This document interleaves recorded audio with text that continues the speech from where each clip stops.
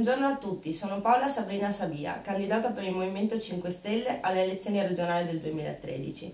Oggi siamo qui con l'amico Alessandro Rasman, militante dell'associazione CCSVI nella sclerosi multipla Onlus, e siamo qui per parlare del problema del metodo Zamboni e dei problemi relativi alla petizione inoltrata da 11.000 cittadini nel 2011 per riuscire a capire come sbloccare la situazione. Prego Alessandro.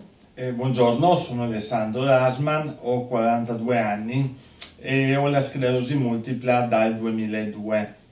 La sclerosi multipla è una malattia gravemente invalidante che colpisce circa 63.000 italiani, di cui quasi 500 a Trieste, e per la quale non esistono ancora terapie definitive e valide per tutti. Nel 2009 è sorta una nuova speranza per i malati grazie alle ricerche del professor Paolo Zamboni dell'Università di Ferrara, che ha scoperto una correlazione tra una malattia venosa chiamata insufficienza venosa cronica cerebrospinale o CCSVI e la sclerosi multipla.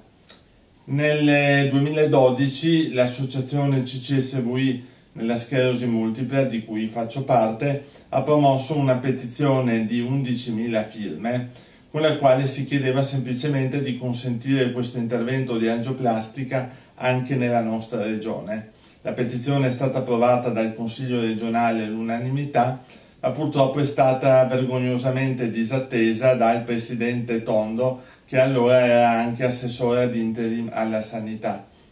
Adesso ci ritroviamo in una situazione di blocco e ci facciamo appello ai candidati delle prossime elezioni regionali di cercare di sbloccare questa situazione che obbliga i malati a dover rivolgersi a delle strutture private che ovviamente lucrano su questa scoperta, oppure comunque a dover andare in altre regioni italiane dove l'intervento è possibile. Ringrazio l'amica Paola Sabia del Movimento 5 Stelle che ci ha sempre sostenuto in questa battaglia e ci appelliamo appunto per cercare di risolvere la situazione. Grazie. Grazie Alessandro, il Movimento 5 Stelle non può far altro che affiancarvi.